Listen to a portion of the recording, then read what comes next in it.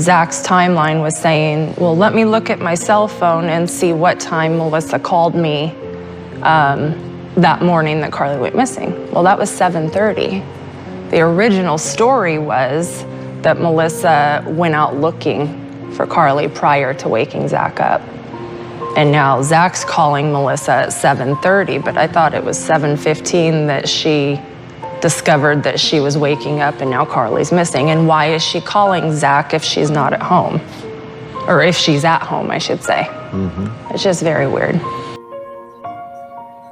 Okay. Somebody says, Melissa was up at my mom's house looking for Karlie by 7:30. Actually was out in her car speaking in person to my mom. My brother saw her driving her car on the road around the ranch even earlier than that.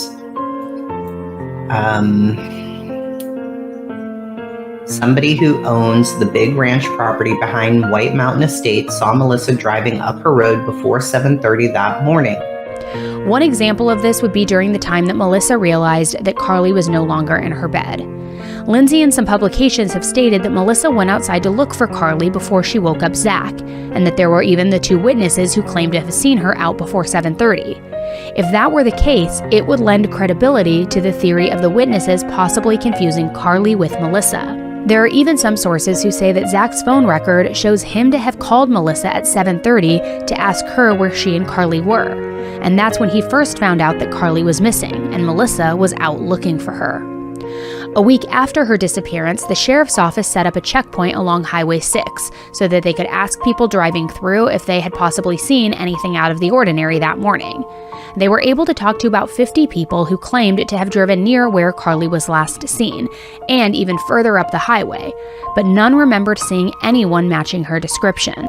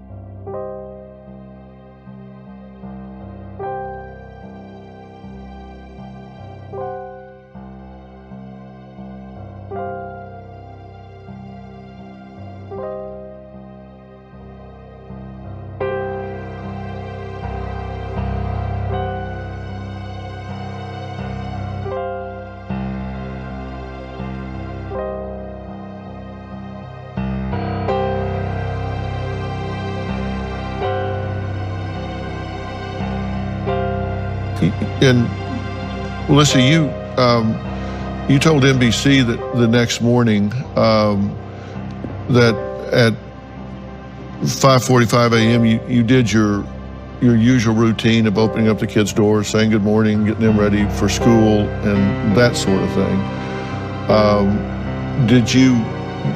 She was still in bed at that time? Did you go back and lay down? No, the Dateline NBC.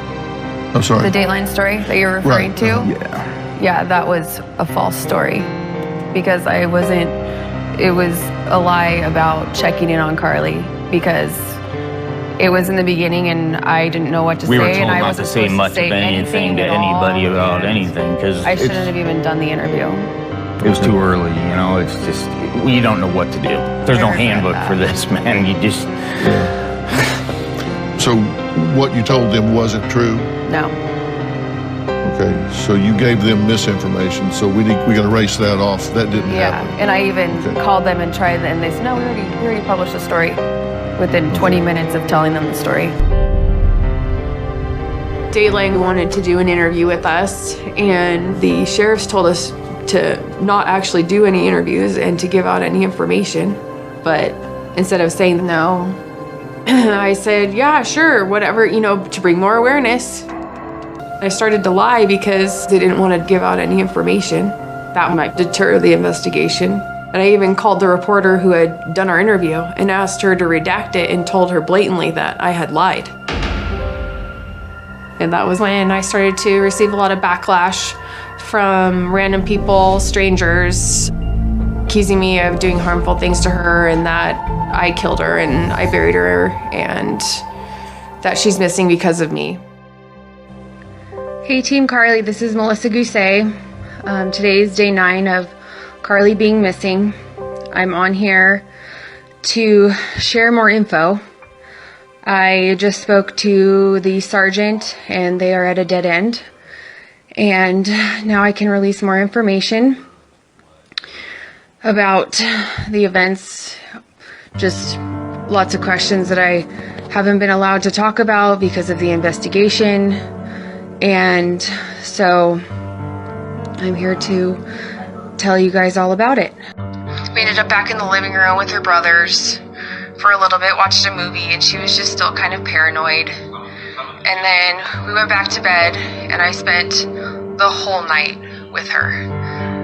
I mean, I was awake, and then I dozed off, and she's just there. She was just hanging out. She was awake. She wanted to paint my toenails. She wanted to color. She wanted to do a whole lot of stuff. And so I was up, and then I would doze off, and I was up, and I would doze off, and she was there the whole time. And at one point, did she go to sleep ever, or was she awake the whole night? I tried to get her to sleep, and she laid next to me, and we held hands and looked at each other, and I just watched her, and her eyelids were shut, but it was her eyes were still moving underneath her eyelids. She couldn't try to rest. And then that's when I thought that maybe it is methamphetamines mixed with marijuana, because methamphetamines make you stay up. So you think that she probably had some kind of speed, that she was racing? Something that was keeping her up, for sure. Yeah. I went in to check on them to make sure they were okay. They were in the bedroom. Melissa was comforting her, hanging out with her. And at that point, I went to bed.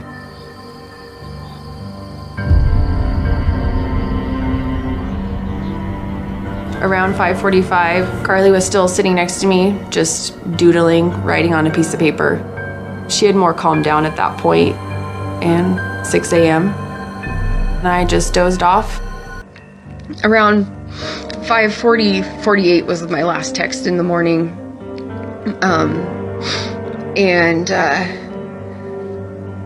I fell back asleep, and then that's when I woke up and she was gone. I woke up, it was 7:18, and I said, because I was in her bed, and her door was open all night, so I couldn't have heard that, and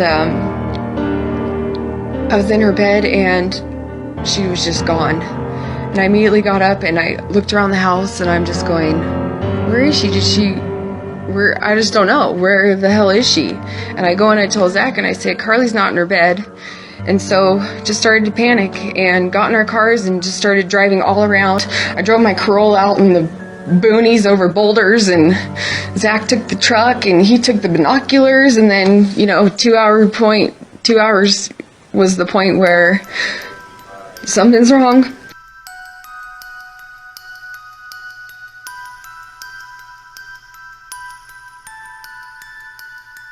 Melissa has the need to cause us to believe that she was in a panic, which suggests that there was no panic about searching for Karlie. In statement analysis, we are on the lookout for activity that is started with no indication of completion, as an indication of deception. Melissa explains with "so, just started to panic," and who panicked. And there's no verbal indication of anyone in the sentence. Just started to panic does not mean she panicked. She also compares just starting to panic to a greater thought or action. And got in our cars. And means missing information, and there's no indication of who got in our cars. And we'll see if our cars is consistent in her statement, and stay alert for changes in language. And just started driving all around. More missing information. And here is another sentence with no indication of who just started driving all around. Here's another sentence with activity started and not completed. Melissa is not saying we got in our cars and drove around. The use of just indicates comparison to a greater activity while driving around.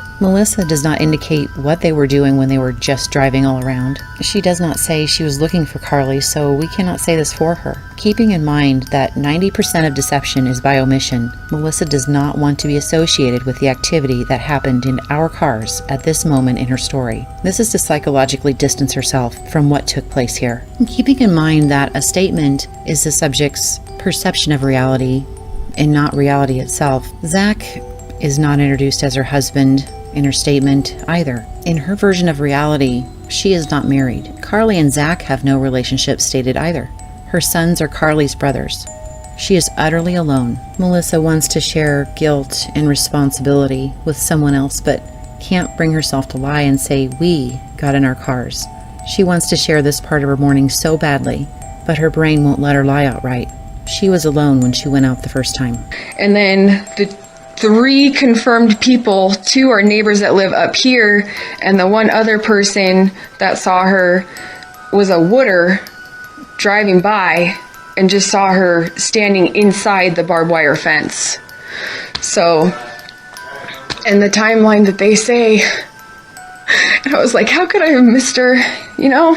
To whom is this addressed? How could I have missed her in the timeline that they say? Melissa is speaking to having the ability to not miss her, yet missing her anyway. We note the rhetorical question she asks without answers. Melissa's rhetorical statement was meant to persuade and keep the focus upon herself as the victim. It simultaneously shows weakness in her story and poses a mystery for her audience to solve. There is an answer as to how she could have missed her. It is a fishing expedition to learn if anyone has discovered the truth in what happened to Karlie. So if they left the house at around 7:20, the drive to the end of the road near Highway 6 where Karlie was last seen is only a 2-minute drive from their house. Now I'm assuming one of them decided to drive around the neighborhood, and then maybe the other went on the road to check out the bus stop and near the highway. But if one left the neighborhood immediately, they should have gotten to the corner of Route 6 at around 7:23 a.m., which is 7 minutes before Karlie was spotted by the woodworker. If they didn't leave the house until 7:35 or so, that would have put them at the corner at around 7:38, leaving only an 8-minute time window for Karlie to have gotten abducted or willingly get into a car after the 7:30 sighting. But even Melissa has looked at this timeline herself and said that she probably missed Karlie at the corner by just minutes if she did in fact get in someone's car. While that's not a completely impossible timeline, it does make you wonder what Karlie was doing between 6:30 and 7 to 7:15. And then around 7:15 a.m., I woke up and she was not next to me.